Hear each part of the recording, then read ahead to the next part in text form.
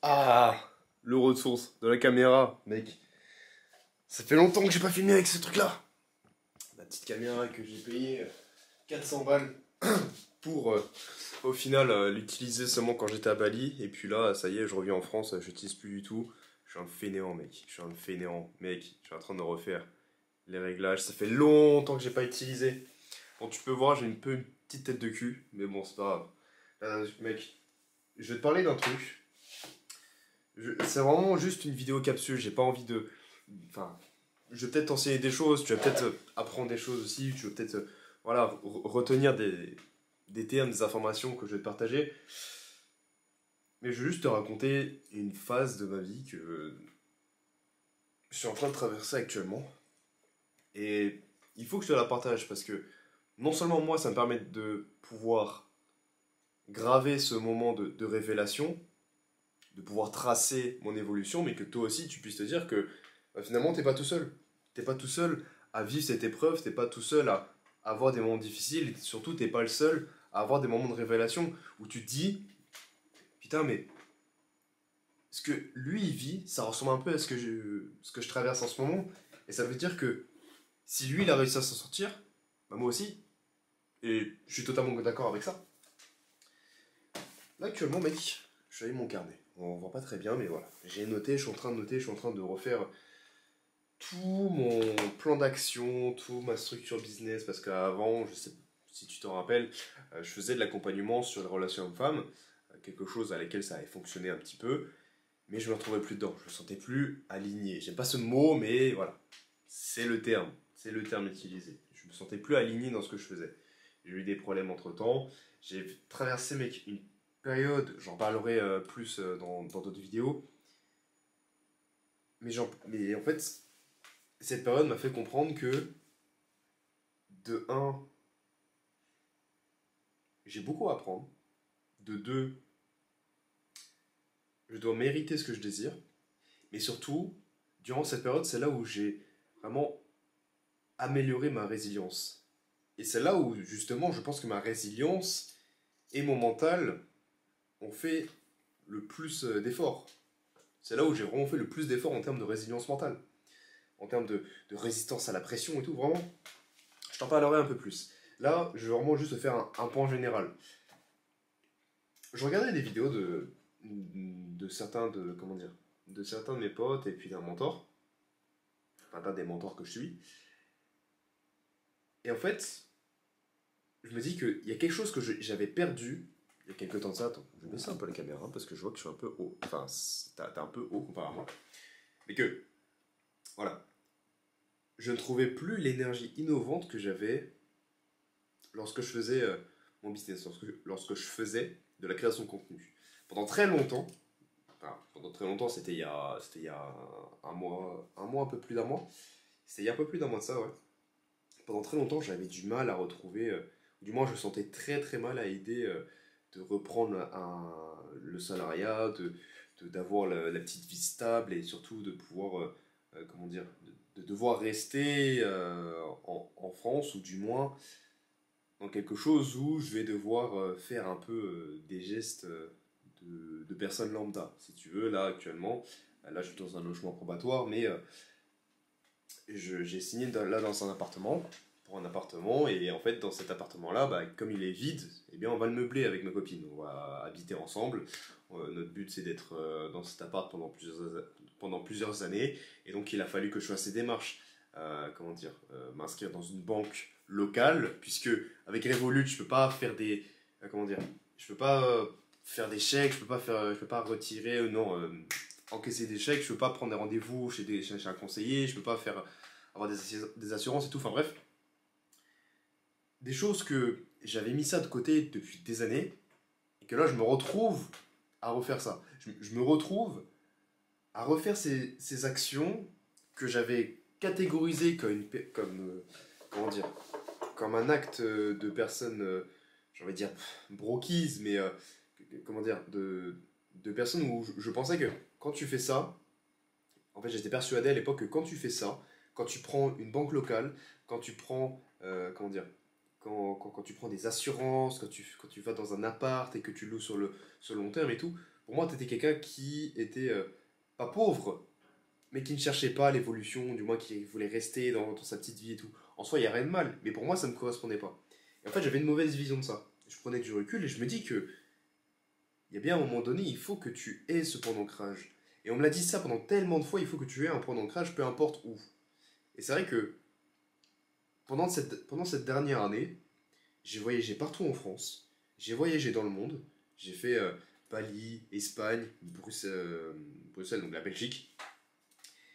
Et c'est vrai que quand tu n'as pas de point d'ancrage, quand tu n'as pas d'endroit où tu dis, ok, là je rentre chez moi, je me repose, c'est vrai que c'est contraignant. À un moment donné, je l'avais chez mes grands-parents, et encore, chez mes grands-parents, je ne me sentais pas réellement chez moi, puisque c'était pas ma chambre à moi, ce n'était pas mon espace personnel, c'était comment dire, c'était une chambre d'amis.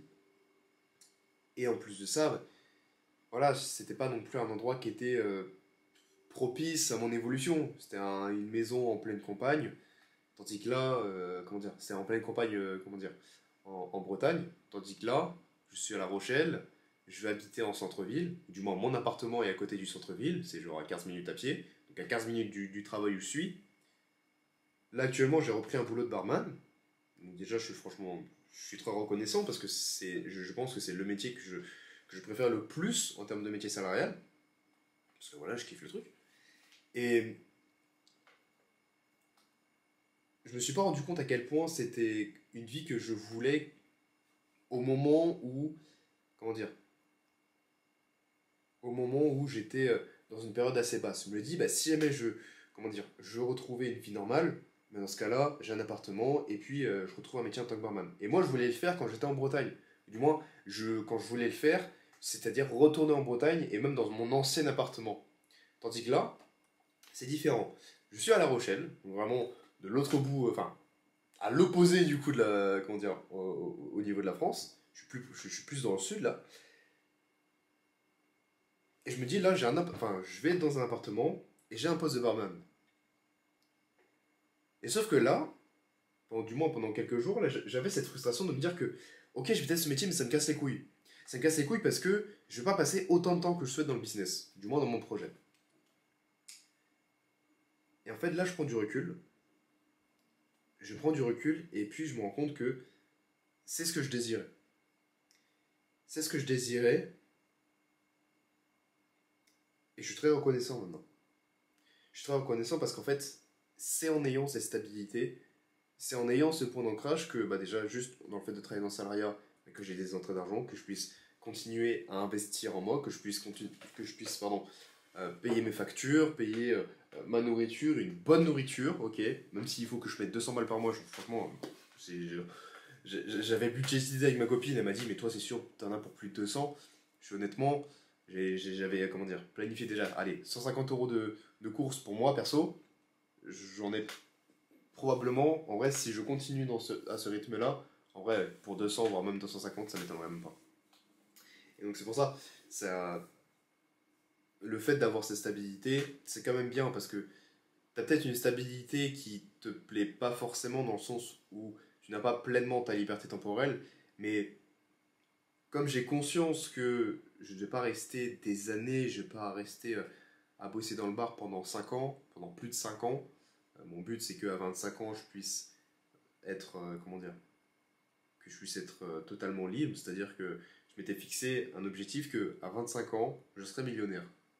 À 25 ans, je suis millionnaire, je sais très bien. Je sais très bien que ça va le faire. Là, actuellement, j'ai 22 ans. Et je me dis qu'en un an, déjà, il m'est arrivé plein de choses. Il m'est arrivé vraiment plein de choses. J'ai eu des bouleversements, j'ai eu des changements, j'ai voyagé partout. J'ai des dettes, oui, certes. J'ai plein de dettes, je dois des dettes envers tout le monde. Honnêtement, tu vois, j'ai calculé et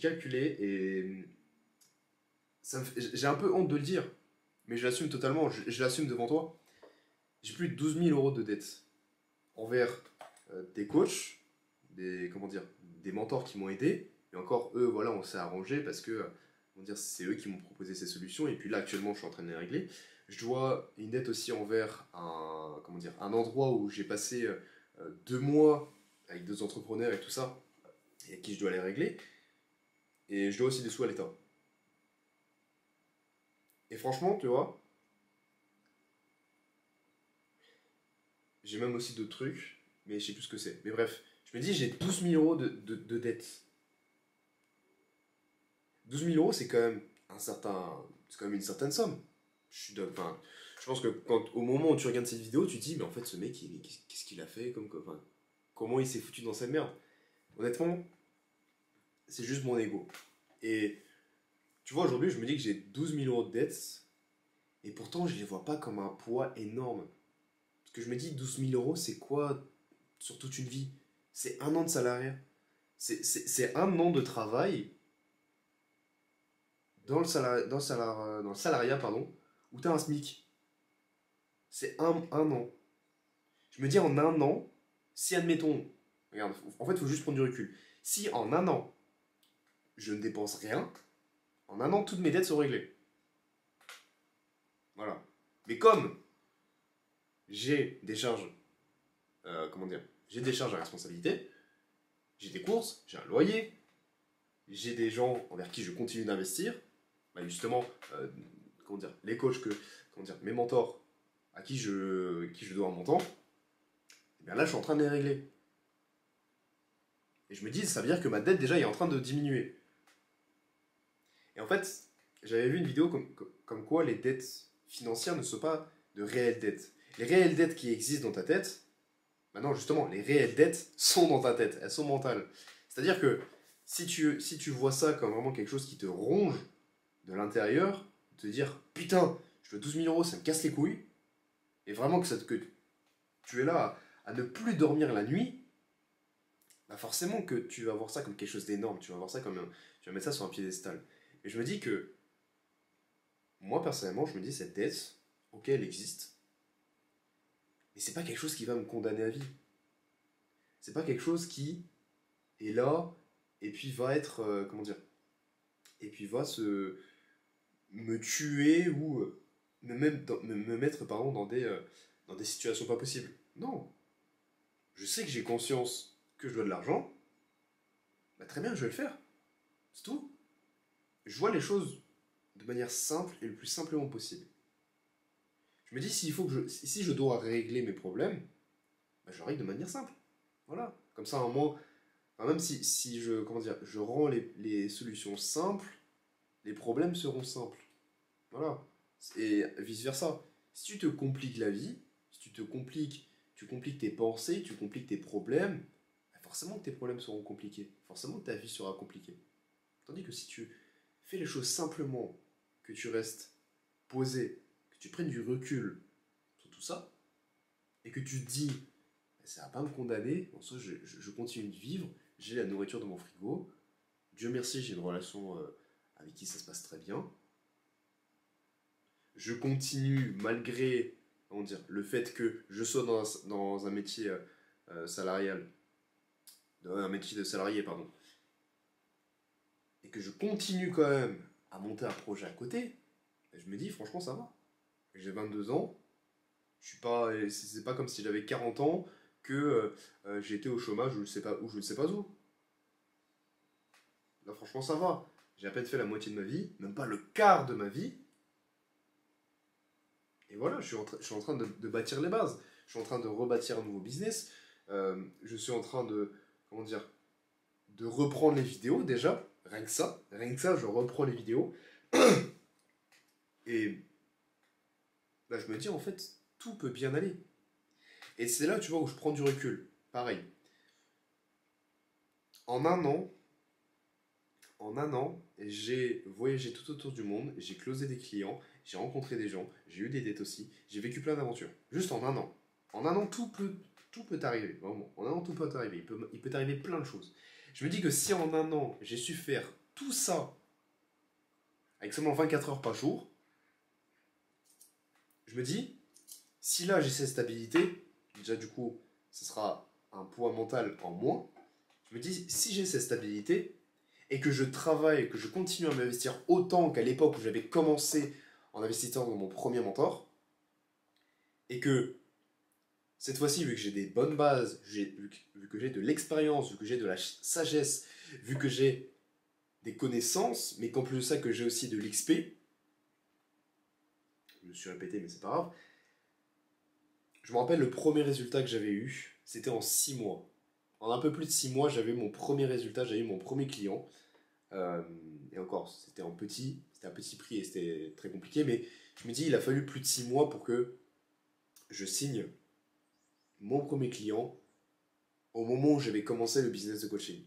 Il m'a fallu 6 mois pour faire, allez, 125 euros. Mais ça reste 125 euros. Aujourd'hui, j'accepte que oui, s'il faut que je reprenne crescendo un business, bien sûr que je vais le faire. Bien sûr, je vais le faire. Franchement, je n'ai rien à foutre. Et je me dis même que je vais aller plus vite que ça. Ou du moins, peut-être que je vais... Comment dire? Je me dis, en 6 mois, j'ai réussi à faire ça. Je suis sûr que là, si je reprends... Enfin, là, je vais reprendre petit à petit. Je vais... comment dire? Je construis les bases. Je m'installe dans mon appartement. En moins de 6 mois, j'ai des résultats. Je recommence à avoir des résultats. Ou alors, s'il faut que ça prenne 6 mois, je sais très bien qu'au moment où, au bout de 6 mois, je vais avoir des résultats. Peut-être je vais reprendre des résultats. Et ce sera des résultats plus grands que ce que j'avais au début où j'ai commencé. Parce que j'ai accepté la pire période de ma vie. Donc, naturellement, je vais accepter aussi la meilleure période de ma vie. Et la meilleure période de ma vie, elle n'est même pas encore dans les 6 mois qui vont venir. Ça va être juste le commencement. Excuse-moi. Ça va être juste le commencement de... Non, ce n'est pas le commencement, c'est la reprise d'un bon rythme. C'est la reprise de cette liberté, cette énergie innovante, cette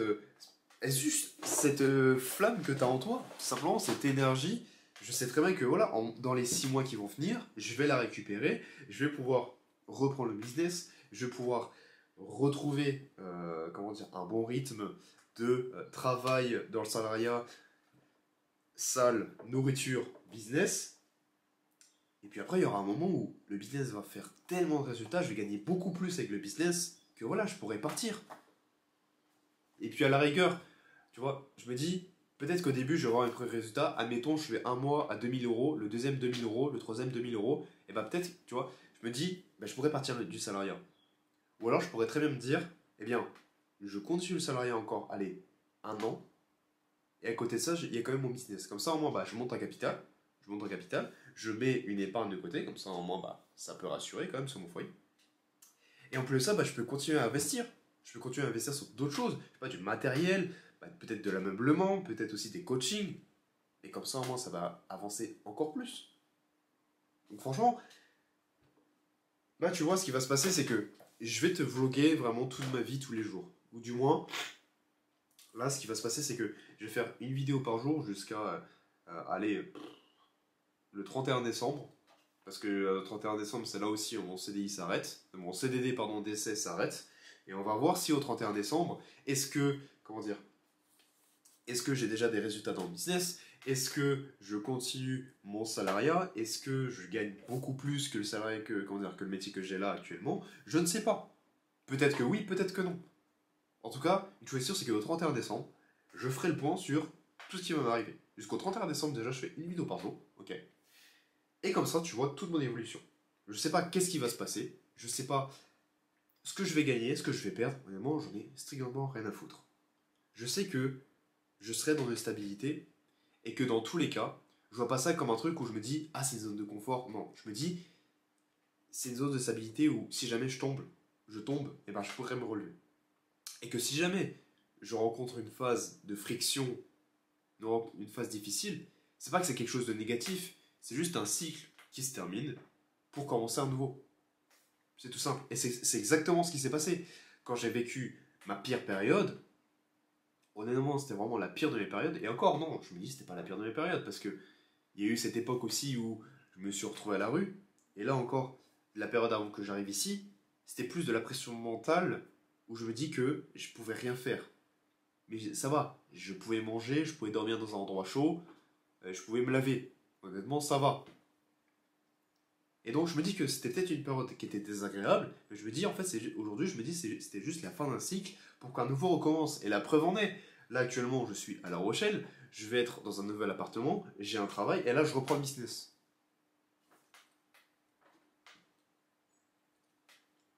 Tu vois le truc? Et c'est pareil pour toi. Si aujourd'hui tu vis une période qui est pas agréable du tout, tu vis des émotions assez basses, c'est pas que c'est quelque chose de mauvais, c'est juste un cycle qui se termine. Et peut-être que oui, ça se termine mal, enfin du moins tu le vis de manière mal, mais c'est pour ton bien. C'est pour que tu commences quelque chose de nouveau. Donc voilà, bon, comme tu peux voir, voilà, j'ai le nez qui est pris, c'est un peu l'hiver, voilà, comment dire, j'ai chopé une merde dans ça en bar, je sais pas comment, mais c'est pas grave, voilà, ça arrive, c'est une nez qui coule. Est-ce que c'est une excuse pour rester torse nu en short? Ça, non. Mais après, enfin, je suis resté en short parce que voilà, là je me suis réveillé, je nettoyais un peu l'appart, et puis je suis en train de bosser sur mon business, donc je t'avoue que prendre ma douche, me préparer et tout ça, c'est pas un truc que j'ai pensé immédiatement. Je suis plus animé par l'idée de faire de l'argent et l'idée de prendre soin de mon appartement plutôt que de m'habiller. Donc voilà. Après voilà, évidemment vu que j'ai travaillé, je prends ma douche évidemment, rassure-toi. Je suis pas un crasseux non plus, évidemment. Qu'est-ce que je raconte? Enfin bref, bon allez, sur ce je te laisse, je vais me moucher et puis je vais continuer. En tout cas prends soin de toi et puis on se dit à demain pour la suite des vidéos quoi. On verra bien, allez ciao.